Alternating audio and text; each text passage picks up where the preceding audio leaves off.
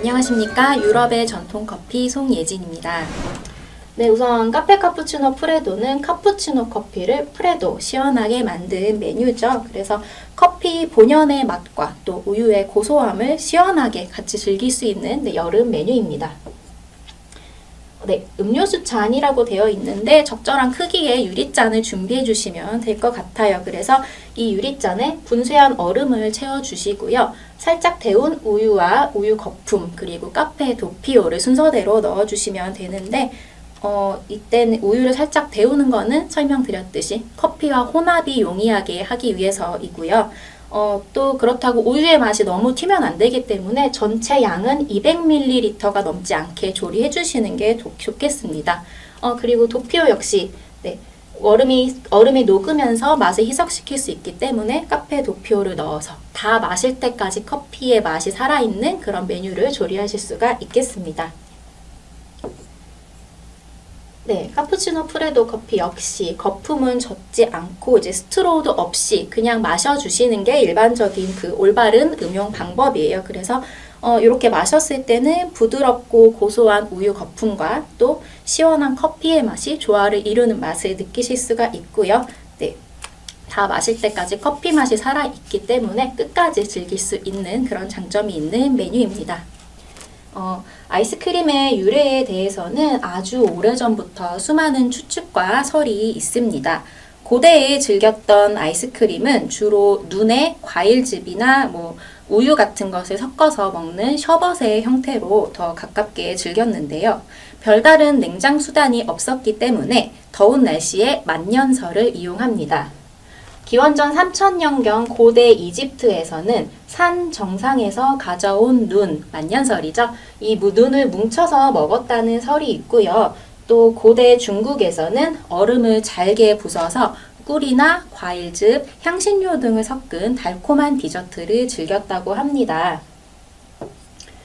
또 얼음에 대한 기록으로는 중국의 기원전 200년쯤에 그 얼음 창고를 만들어서 얼음을 보관하였다라는 기록이 있고요. 우리나라에서는 조선시대에 석빙고를 만들어서 겨울에 얼음을 채취해서 보관을 하였다가 여름에 사용했다고 합니다. 그 얼음을 관료들에게 이제 상처럼 나눠주기도 하고요. 이 얼음을 잘게 부수거나 아니면 그 자체를 쟁반 형태로 이용을 해서 과일을 얹어서 화채 등으로 만들어 먹었다는 기록이 있습니다. 네, 이 아이스크림은 아랍 상인들을 통해서 고대 페르시아로 전파가 되었는데요. 고대 페르시아에서는 눈이 오면 잘 보존을 해 두었다가 그 장미수에 버무린 얇은 파스타 같은 그런 음식에 향료와 과일 그리고 이 눈을 얹어 먹었다는 설이 또 존재하고 있어요. 그래서 고대 페르시아로 이렇게 전파가 되고 페르시아와 인접한 그리스 그리고 로마로까지 이 아이스크림이 전파가 됩니다. 그래서 기원전 4세기 경에는 이제 알렉산더 대왕이 또 그 아이스크림을 즐겼다라는 설이 있는데요. 팔레스타인의 남동쪽에 30개 정도의 웅덩이를 파고요. 거기다 눈을 넣어서 음식을 냉장고 형식으로 저장하였다라는 그 기록이 있고요. 또 이것을 냉동으로 사용했다는 기록도 남아 있습니다. 그리고 병사들이 지쳐서 피로감과 또 더위에 지쳐서 쓰러질 그 힘든 시기에 높은 산으로부터 운반한 눈에 꿀과 과일즙, 우유 또는 산양류 같은 것을 섞어서 먹게 권하였다고 합니다. 로마의 네로 황제인데요. 네로 황제는 그 노예들에게 알프스 산맥에서 채취한 눈에 꿀과 과일, 와인 등으로 맛을 내서 가지고 오라는 명령을 내렸다고 전해지고 있습니다. 또 기원전 150년 시칠리아에서는요. 얼음과 그 눈에 소금을 혼합하면 온도가 떨어진다라는 사실을 발견하게 되거든요. 그래서 단지 차갑게 만드는 것에 그치지 않고 얼리는 것이 가능해졌구나라는 것을 알게 돼서 냉동 기술로까지 나중에는 이제 발전을 하게 됩니다. 아이스크림의 전파는 13세기로 거슬러 올라가는데요. 중국의 원나라에서 우유를 이용한 아이스크림이 등장을 합니다. 이거는 좀 빙수에 가까운 형태를 띠고 있어요. 갈아낸 얼음에 향신료와 과일 등을 올리고 여기에 우유를 부어 먹었기 때문인데요. 이탈리아의 탐험가인 마르코 폴로가 원나라에서 이 빙수를 맛보고 굉장히 깜짝 놀랍니다. 부드럽고 시원하고 달콤한 이 디저트가 세상에 존재한다. 이런 거 알고 난 이후에 이 마르코 폴로가 그 빙수만 제조하는 제조법을 이탈리아로 가지고 오게 됩니다.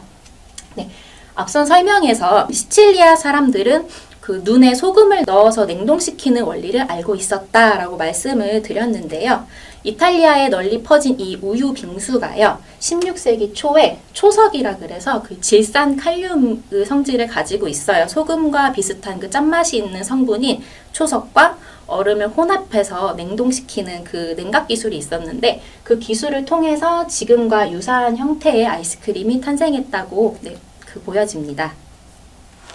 16세기에 이탈리아의 메디치가에서 요리 경연 대회가 주최가 되는데, 그 경연의 주제가 이제껏 볼 수 없었던 가장 독특한 요리예요. 여기에 여러 가지 메뉴의 그 음식들이 출품이 되었는데, 그 중에서 크레마 프레다라는 그 메뉴가 출품을 해서 우승을 차지합니다. 이 크레마 프레다는 차가운 크림이라는 뜻을 가지고 있는데요. 아이스크림 레시피를 이용해서 만든 프로즌 디저트고요.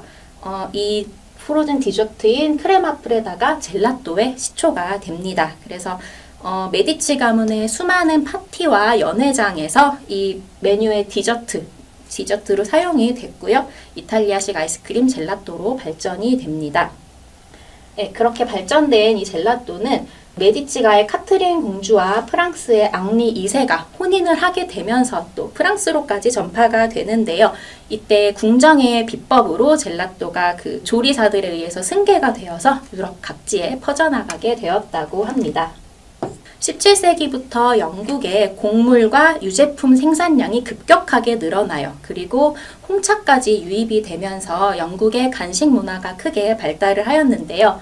그 시기에 그 이탈리아와 프랑스 그리고 바다 건너 영국까지 아이스크림이 전파가 됩니다. 네, 그 젤라또가 전파가 돼서 영국 국왕인 찰스 1세의 요리 그 프랑스인이에요. 이 제랄드 티생이라는 요리사의 손을 거쳐서 현대식 아이스크림으로 발전을 합니다. 이 제랄드 티생이 만들어낸 아이스크림이 아마 현재 우리가 그 먹는 아이스크림과 가장 유사한 형태를 가지고 있을 텐데요. 그 제랄드 티생이 우유와 크림을 이용한 아이스 디저트를 만든 사람으로 굉장히 유명해져 있고요. 영국의 간식 문화가 발전하는 과정에서 이런 아이스크림이 탄생이 되었다라고 이제 보고되고 있습니다. 그래서 이제 고대 이집트와 중국, 페르시아를 거쳐서 그리스, 로마, 또 이제 원나라, 이탈리아, 그 중에서도 유럽의 이탈리아와 영국까지 이렇게 전 세계적으로 아이스크림이 퍼져나가게 됩니다.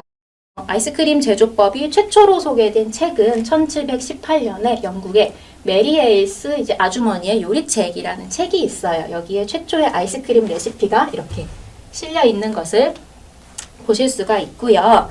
26년 후인 1744년에는 옥스퍼드 영어사전에 아이스크림이라는 단어가 등재가 되었다라고 기록이 되어 있어요. 그래서 18세기에는 이 아이스크림이 대중에게 널리 알려졌구나라는 것을 알 수가 있습니다. 하지만 아이스크림의 가장 큰 단점이 있죠. 네, 바로 쉽게 녹는다라는 건데요. 그 단점 때문에 이 아이스크림은 탄생되고 200년 동안이나 부유층 사람만 먹을 수 있는 그런 특권의 디저트였습니다.